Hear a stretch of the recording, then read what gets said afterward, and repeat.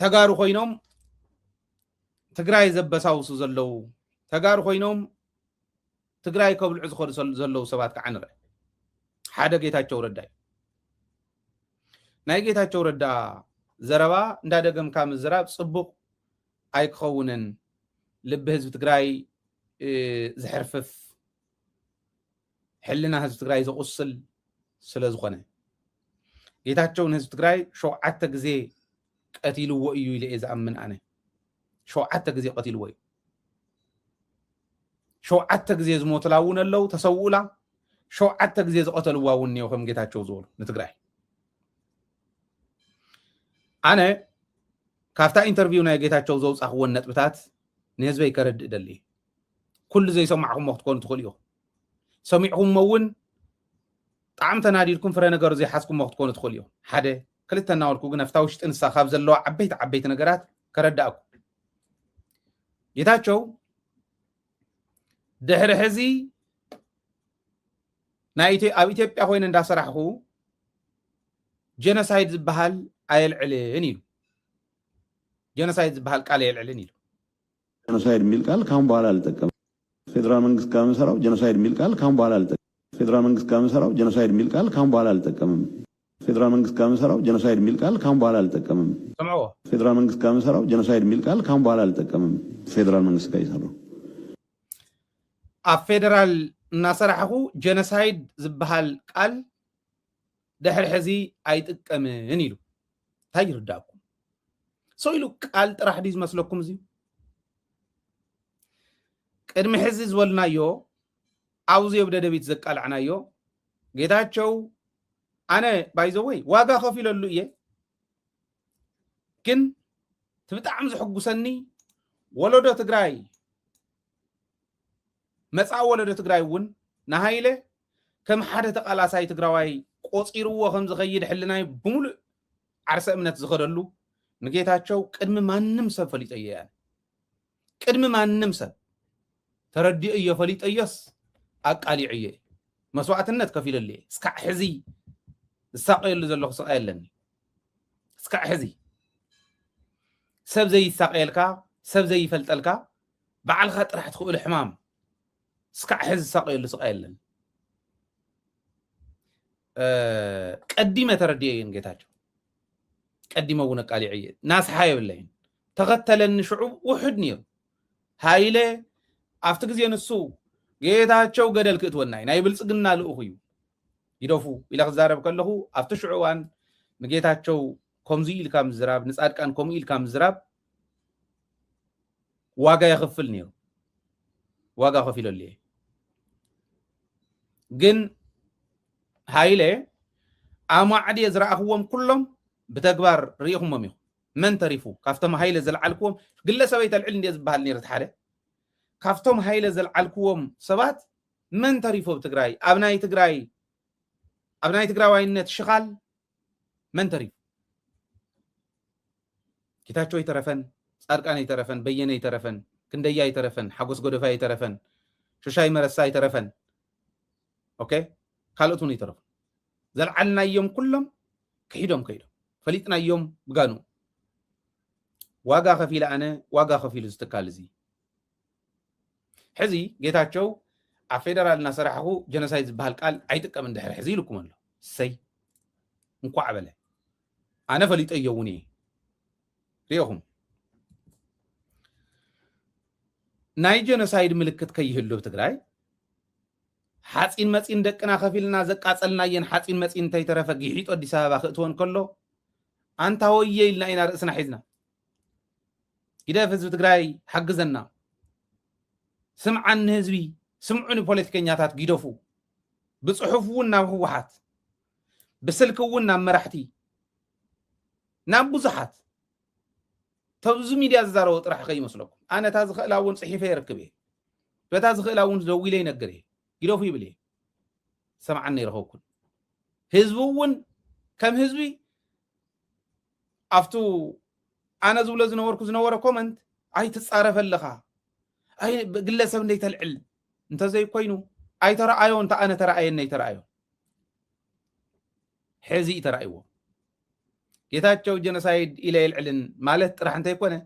ፌደራል መንግስቲ ጀኖሳይድ ዝበሃል ኣይፈጸመን ኢሉ ቃል ብቃል ኣብዛ ናይ ሕዚ ኢንተርቪው ተዛሪቡ ንኣብነት 76% ናይት ክራይም ባይ ዘ ወይ ናይ ምንም ማለት ስፔሲፊክ ክራይም ኣይኮነን ኢሉ ኣብ ትግራይ ዝተፈጸመ ወንጀል 76% ዝፈጸሞ ሻዕብያ እዩ 24% ዝፈጸሞ ፋኖ ኢሉ 24 76 ክድመሮ ከሎ 100% ማለት ስለዚ ፌደራል መንግስቲ ምንም የውሉን ዝፈጸሞ ነገር የለን ይዝብለና ዘሎ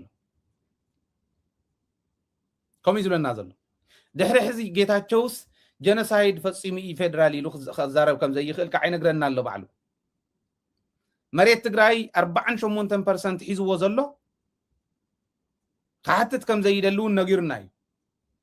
100% ፈጸምዎ ሻዕብያን ፋኖን ምዃኖም እውን ነጊሩና ኣሎ ድሕሪ ሕዚ ካብ ጌታቸው እንታይ ኢኹም ክትጽበዩ እንታይ ክትጽበዩ ኢኹም አንቱም መንጨብጨብቲ ዝብል ሕቶም መኸቕመጥ ንስማዓያ እዚኣ ግን ንርአያን ጌታቸው እውን መስታወሲ ንህዝቡ እውን ንእሽትለን መዘኻኸሪ ክትከውን እዚኣ ንርአያ ጀኖሳይድ የሚል ቃል ካሁን በኋላ አልጠቀምም ፌደራል መንግስት ጋር ይሰራው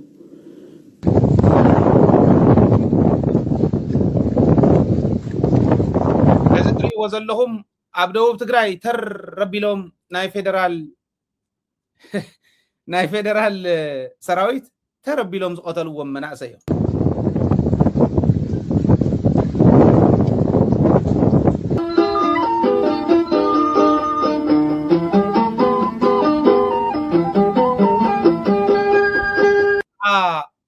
ኣብ ማህበረ ደጉ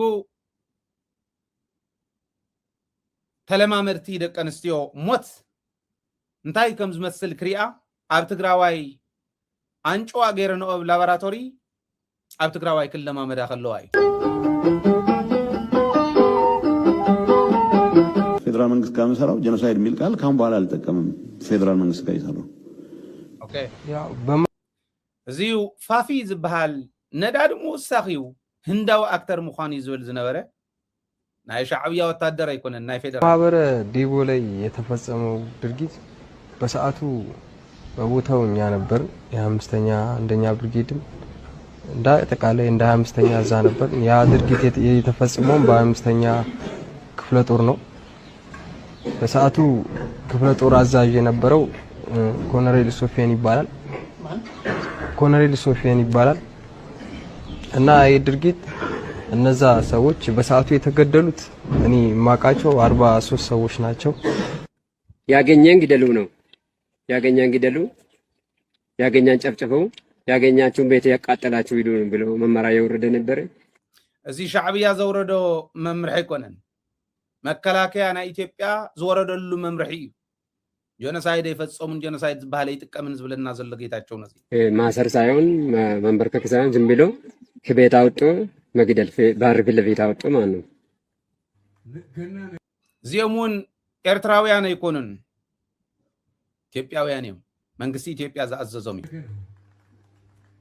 ዳር ያለቀ ነው እነሱም ሳይ እሳቱ የሞቃቸው ነው ሲግል ያቃጥላቸዋል ስለተቃጠሉ እኔ አላዝንላቸው ይገባቸዋል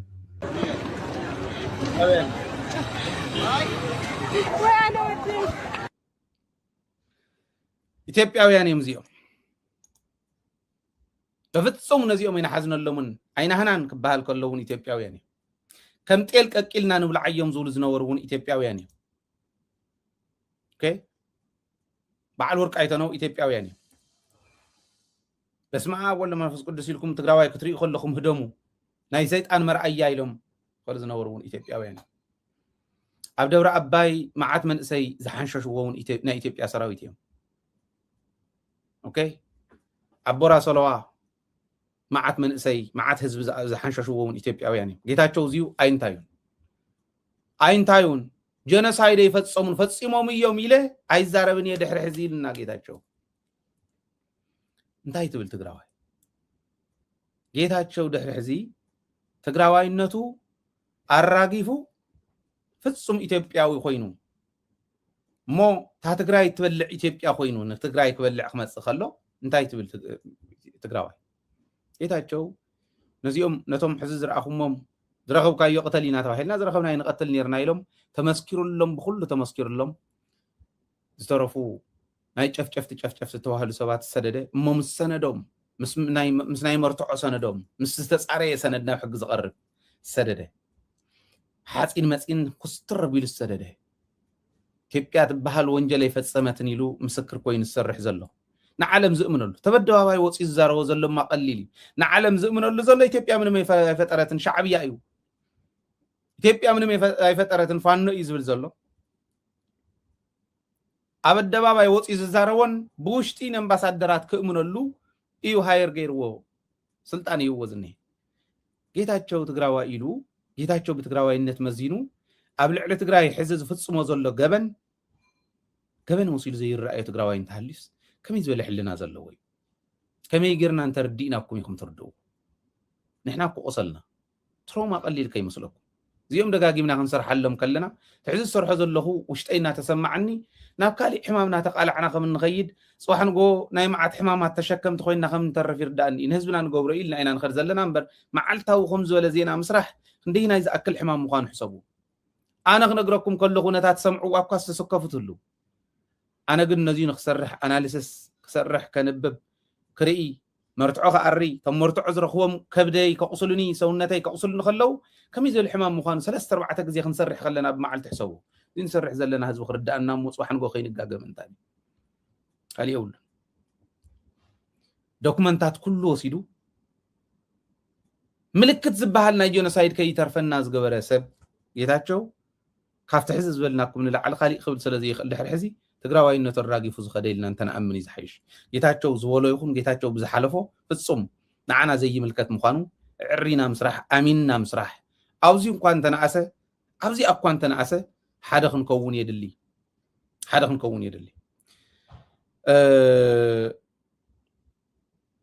ኩሉ ይነበሮምን ኢሉ ይጸርፎም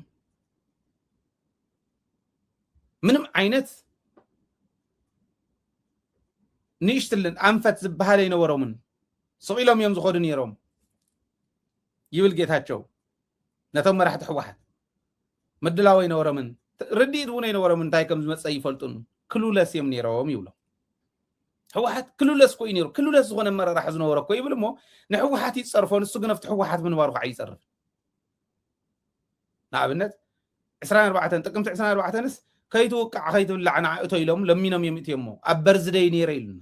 ንዓና ግን እንታይ ኢሉ ሸዊድና የዒስ ሳኒታይዘር ገለ ትብል ዝነበርካ ተኣረም ይቅርታ በለ ንስሓ እቶ ኣይፈልጦን ነይሩ ጥቅምቲ 23 ምሸት ጥቅምቲ 24 ምሸት ተረጋግዑ ኢሉ ጽሒፉልና ተረጋግዑ ኢሉና ተረጋግዑ ከም ዝፈልጥ ማለት ምንም አይፈልጥና በርዝደይ ነይሩ ዝኣተወ ሰብ ልደት ናይ ቆልዓ ይኽብር ነይረ ኣበይ ነርካ ኢልዎስ ልደት ናይ ቆልዓ ነኽብር ነርና ናይ ዝኾነ ዓርክና ድሓር ኣለም ደው ኢሉ እቶ ዝኾነ ምንቅስቃስ ኣሎሞ እቶ ኢሉኒ ንዕኡ ንባዕሉ ከይብላዕ ዝሕልውዎ ዝነበሩ ሰብ እዩ ጌታቸው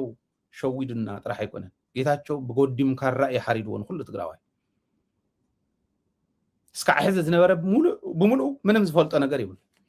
ቅድሚ 11 ዓመት ይብለቱ ሓቶ ጋዜጠኛ ሕወሓት ክቅየር ኣለዎ ኢልካስ ኣውጊዕኻና ነርካ ይብሎ ቅድሚ 11 ዓመት ጌታቸው ሕወሓት ንምፍራስ ዝኸደሉስ ነዊሕ ግዜ ገይሩ ጋዜጠኛ እስከም ይብሎ ቅድሚ 11 ዓመት እዚ ኣውጊዕኻን ነርካ ኩሉ ለሲዮምቶም ናይ ሕወሓት መራሕቲ ትርጉም ዘለዎም ኣይኮኑን ኢልካና ነርካ ክቅየር ኣለዎ ሕወሓት ኢልካ ነርካ قال له هو ما بتحزر يزل لك متى نبرن برو قال له السون لكاس قد 11 عامات يوم جميرو ما هو واحد من فات تمالز حلف كلكم مردعت عمركم متقون اب هيا ولد حنت غزانيرا زريون تشومن من يجيتاچون حويرهم زقحمولان ستيلان هو واحد المفراس ديزاين زغبرو لا مالت نيرايا قدمي جميرو مس فيدرال مسرح يكاليو نيرو يلنا فيدرال كو ንስኹም ዋላ ኺዱ ተወሰኑ ሰባት ግን ሃውን ፌደራል ብልጽግና ዝኾኑ ኢሉውን ለሚንዎም ፌደራልስ ምንም ዓይነት ኩናት ሓሲቡ ከም ዘይነበረ መንዩ ሻዕብያ ክበልዓኩም ይመጸሎ እዩ ኣነ ጠጠው ከብሎ ይክእልን حبيرنا أنت صريحنا قنت أكون بلون خلينا إلو نجيرنا نيرو ندوم ريدواننا بتقرأي مصي مساي عسرت مع التقنيو كم يجيركم كم زي تقولوا إلو نايحو حسرح فتصامي زي تزارو ونجري نبرن شعبي يخمص أبكم يو إلو جن سديدو لنا نيرو نجيرنا نيري خينات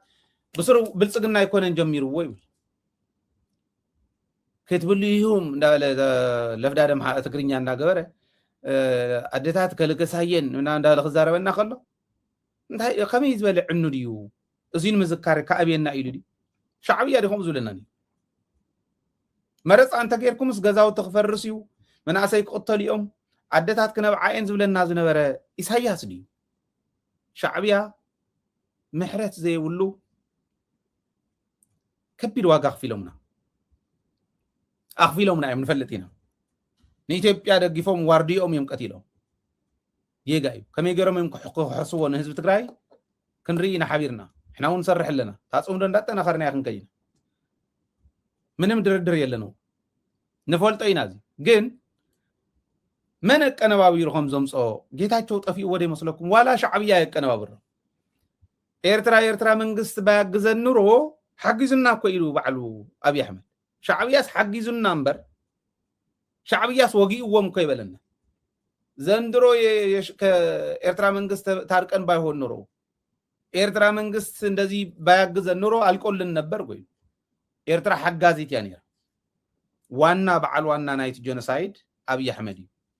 زي أجيتاتشو مترقوام أبي أحتر مسيلكم نقع حزبي جيتاتشو تلوخو يزقبر زلو جيتاتشو ዝተሸሞሉ ስልጣን ህዝብ ትግራይ ምድንጋሪ ጌታቸው ዝተሸሞሉ ስልጣን አብይ አህመድ ካብ ጀኖሳይድ ተሐታትነት ምንጻዩ ናይ ህዝብ ትግራይ ሕቶ ተሸፋፊኑ ከተርፍ ምግባሪ በክ ከተርፍ ምግባሪ that's why ሰብ ዘይወጸልና እከለ እንደይም ረሐያ ተዋሂል ነተዓዲ እንተዚ ሕተት ነተእከለ ዘይሽሙ እንዳሸለሙ እንተኾነ ከጥፍዋኹም ኩሪኦም ዘይጥፍዎ እንተኾይኖም ግን ከጽልምዎኹም ኩሪኦም ንምንታይ ትግራይ ክትሳገረ ይደልይዋን ናይ መጀመርያ መጸለምቲ ባዕሎም ቶም ናይ ጀኖሳይደራት ጠበቃ ኮይኖም ሰርሑ ዘለው ከም በዓል ጌታቸው ዝበሉ እዮም ሻዕብያ አቀነባቢሩ ዘምጾ የለን ሻዕብያ ጽቡቕ ይሓስበልና ነይሩ አይወልኩናን ሻዕብያ ጀኖሳይድ ይፈጽመልናን አይወልኩናን ፈጽሙልና እዩ ኣነ እውን ክዘራረብ ከለኹ ምስ ኣወልና ኣብነት ክዛረብ ከለኹ ሳይዝሉ ጨፍጨፍኩምና ኢኹም ስለዚ ሰላም ንግበርሞ تتجفجف هزب خمي يكحسبل كفيلنا تلبام هزبنا يكلتيو عدي كفيل خزارارب نغورو يكحس تزبي حبيل كازن بركم زغير كاي هيوت ود سب كلنا حلفتينا ما عل تخبصح كل حلافي قديف كايا تخي تسرح خايا سلام قديفنا لكم كركم كللنا نسولدو زينا خنزارارب ندلتو صمدوناو درجه اينا خنوصن ندل زي انا خي تخونيو جيتاچو كعز قالس لازم تحسوا حسود كحسو expect نقولي مدلاو زبحالي نبرناني بعضو انتهي تغنزيبه مسلوكم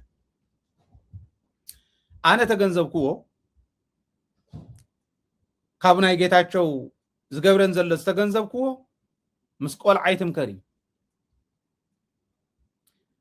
ጌታቸው ዝፈለጠን ዘበላ ሚስጥራት ኩለን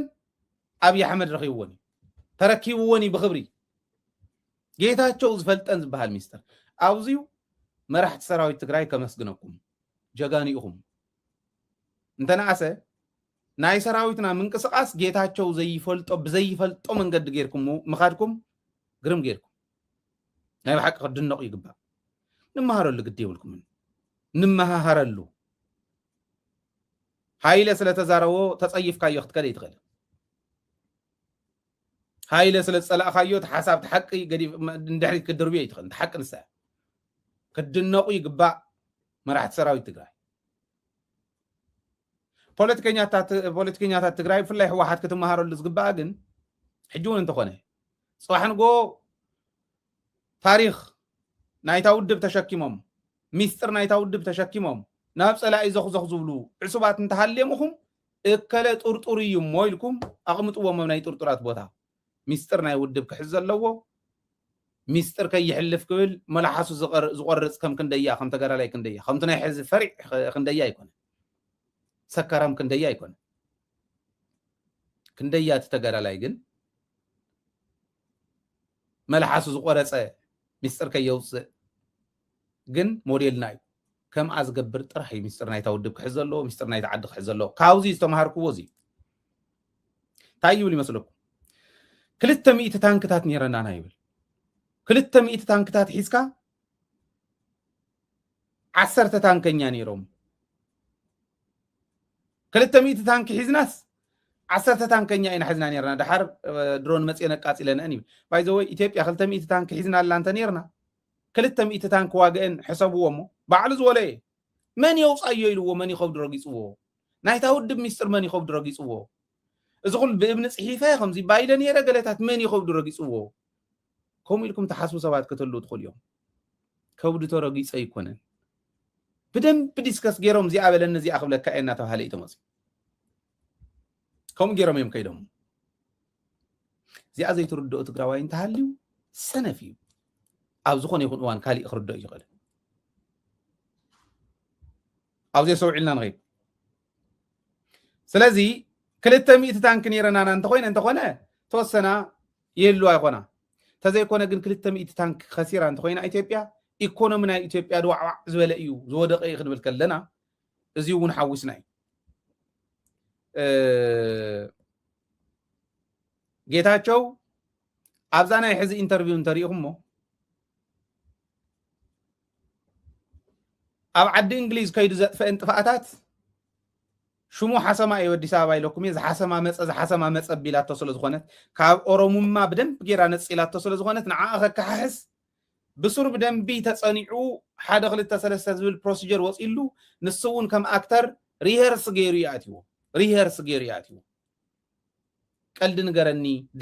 ናይ ዲያሪኻ ንገረኒ ዲያሪ ከም ዘለዎ እማው ዲያሪኡ ከም ዝፅሕፍ 1000 ገጽ ከም ዘለዎ ቀዲሙ ትወዲ ሓተኹም ኢሉ ማለት 1000 ገጽ ኣለኒ ይብል እዩ ከዓሚሱ ሪሄርስ ገይሮም እዮም ኣትዮም ተለማሚዶም እዮም ኣትዮም ቃለ ምሕተት ልምምድ ዝገበሩ ቃለ ምሕተት እዮም ገይሮም ንጀነራል ምግበይ ኣብ 9 ኪሎ ሜትር ኮይኑ እንዳዋገ ይብሉ ባይዘወይ ሓደ ግዜ ፀላእትና ሽኩላት ስለ ዝኾኑ ሽኩል ዝብኢ ቀርኒ ነክስ ከም ዝበሃል ዕርዮም ስለ ዘይሓስብሉ ሽኩላት ስለ ዝኾኑ ፌይል ይገብሩ ነዚኣ ሰለስተ ኤግዛምፕል ከቕርበልኩም ኣብይ ኣሕመድ ሸኩሉ ንበዓል ጀነራል ሓየሎም እንተዘይፀርፍ ነይሩ ጀጋኑና እንተዘይፀርፈልና ንደርጊ ዱዕዋዕ ከም ዘበልናዮ ታሪክና እንተዘይክሕደና እሞ ቦቱ ዘንጨብጨብናሉ ፓርላማ ብዘንጨብጨበሉ ልክዕ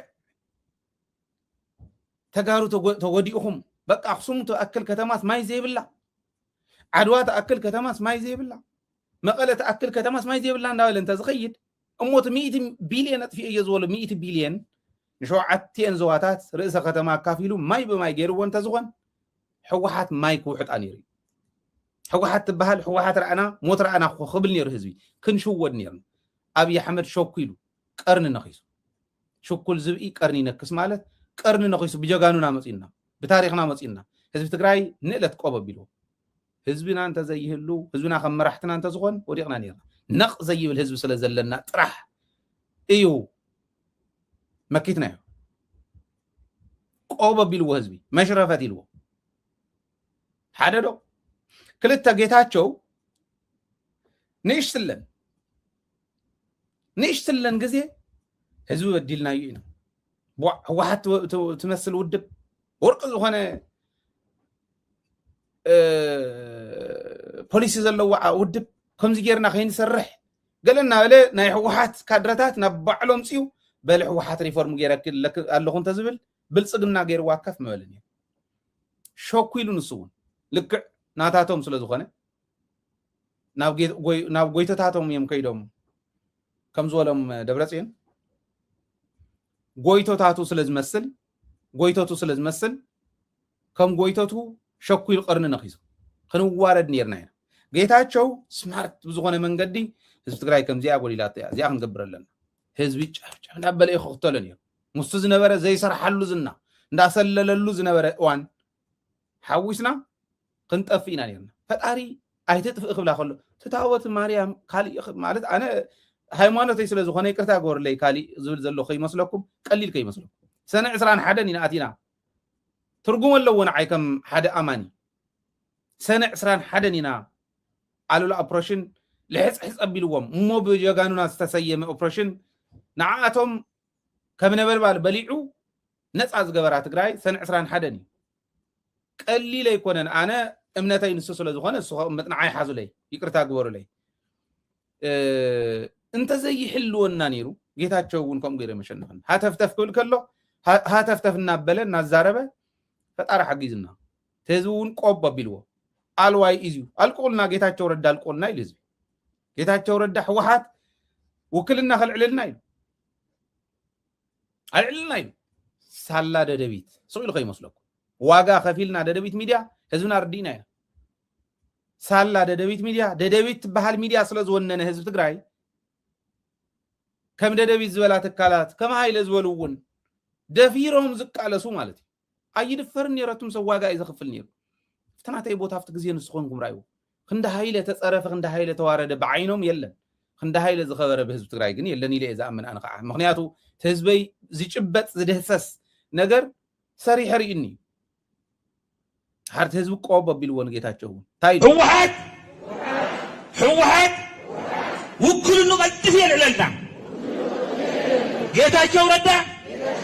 ብህፁፅ ካብ ውክልና ኣውርድልና ይቕኒየለን ከምዚ ኣደይ ስለዚ ካልኣይ ንጌታቸው ቆብ ኣቢልዎ ህዝቢ ቀርኒ ነኺሱ ጌታቸው ቀልጢፉ ሽኩል ዝብኢ ቀርኒ ነክስ ዝበልና እዩ ሳልሳይ ነቶም ጀጋኑና ክፀርፉ ከለውሲ ሕምቕ ዝበለ ሰብ እኳ እንተነይሩ ንዕኡ እንተዝፀርፉ ዋ ኣንታ ብሓቂ ከምኡ ግዲ እዩ ክበሃል ነይሩ ትሕዚ ጌታቸው ዝበሎ ምግበይስ 9 ኪሎ ሜትር ኮይኑ የዋግእ ካብኡ ሓደ ሓይሊ ሙሉእ ረሽኑ ንምንታይ ሃዲምኩም ኢሉስ ሓደ ሓይሊ ሙሉእ ረሽኑ ይብሉ ኣፍታ ኢንተርቪው ምግበይ ሃይለ ከዋግእ ከሎ 9 ኪሎ ሜትር ኮይኑ የዋግእ ካብኡ ሃዲምኩም ኣንሳሒብኩም ኢሉስ ሓደ ሓይሊ ሙሉእ ረሽኑ ኣበይ ኮይኑ ይኽረሽኑ ኣንሳሒብኩም ኢሉ እንድሕር ኣንሳሒቦም ካብኡ ከዓ ንምግበይ ማለት ብሬን ሕዚ ዝታኮስ ነበረ እንታ ወደይ ጊደፍ እንዶ ዝብልዎ ማለት ብፆቱ ጊደፍ ስኻ መራሒ ኢኻ ኣቲኻ ምውጋእ ነውሪ እዩ ምግበይ ማለት ናቱ ዓጀብቲ ተወቂዖሞስ ብሬን ሒዙ እንዳተኮሰ ብሬን ተኩሱ ዓጀብቲ ዘውፅእ ሰብ ተኣምር ዝሰርሕ ሰብ ማለት ባዕሎም ምስክራት እዮም እንዳወፅእ መን እዩ ሽሙ ረሲዑ የለኹ ናቱ ዓጃቢ ፕሊዝ ስልኩ ስረዱለይ ፈልጥዎ እንተኾንኩም ኢንተርቪው እናተገበረሉ ተወቂዕናስ ብሬን ሒዞ ውፅኡና ኢሉ ንዓጀብቱ እሞ ንናይ ትግራይ ኣዘዝቲ ናይ ትግራይ ጀነራላትስ ብዓቕሊ ናይ ትግራይ ጀነራላትስ 9 ኪሎ ሜትር ኮይኖም ከዋጉ እዩ ዝብለና ናይ ካሊእ ሰብ እንተዝኾን ፅቡቅ ነይሩ በዓል ድንኩል ብናይ ከላሽን ርሕቀት እዮም ተወቂዖም እንዳበል ህንፃ ጀነራል ህንፃ ክነግረና ከሎ ሰምዕዎ ነይርኩም እዮም እንኳ ዕባ ንሕና እንዳሃለና ተፈጠረ ዝብሉ ጀነራላት እዮም መን ይኸኣምኖም ዘይጭበጥ እዮም ዝሕዙ ዘይተሓዝ ይሕዙ ከምዚ ቀርኒ ዝነክስ ዝበልክዎ ነዚ ሰለስተ ኤግዛምፕል እዚአን እኒብሉ ፀላእትና ተለይሎም ሸኪሎም ቀርኒ ስለ ዝሕዙ ከም ሽኩል ዝብኢ ተለይልና ኢና ንፈልጦም ፈጣሪ ይሕግዘና ብዙ ጌታቸው እውን ከምኡ ጌርና ፈሊጥና እምበር ከምዚ እውን ኢሉ ጌታቸው መሊኡ ንትግራይ ክሒድዋ እዩ ድሕሪ ሕዚ ልክዕ ከምታ ዓለም ዝበሎ ዜርያ ኣቦ ፅቡቅ ሹም ይህብዎ ጌታቸው ከም ሽንፍላ ሓፂብካ ዘይፀሪ ሰብ ሽንፍላ ዝኾነ ሰብ ናይ ሰብ ሽንፍላ ጌታቸው ረዳ እዩ ናይ ትግራዋይ ሽንፍላ ጌታቸው ረዳ እዩ ሽንፍላ ዝበሃል ኣካል ሓደ ብልዕቲ ናይ እንስሳ እዩ ኣብ ጨጎራ ከባቢ ሽንፍላ ሓፂብካ ዘይፀሪ ሓፂብካዮ ዘይፀሪ ዓለም እውን ነጊርዎ ንስኻ ተጣሒንካ እንደገና እንተ ትስራሕ እውን መራሒ ክትኮነ ይትኽእልን ኢልዎ ሓቁ ከምኡ ስለ ዝኾነ እውን ደው ኢሉ ዓለም ንዓእቶ ኢሉ እቲ ነበር ዝደይ ነይረ ኢሉ መራሒ ክኾነ ይኽእልን ትግራዋይ ንክትገብሮ እውን ጌታቸው ኣነ ትግራዋይ መዳበይ ኮንኩን ትግራዋይነት ትግራዋይ ግን ትግራዋይ ዝኾነ ትግራዋይ ብጌታቸው ግለፀ ይኽእል ናይ ትግራዋይ ሽንፍላ እዩ ትግራዋይ እዩ ግን ናይ ትግራዋይ ሽንፍላ እዩ ጌታቸው ኢለ ዝገልፃ ጌታቸው መሊኡ ሒድዋ እዩ ነዚኦም እያ ትጥቀም ኢትዮጵያ ክብል ደልየ እዚ ተሓደ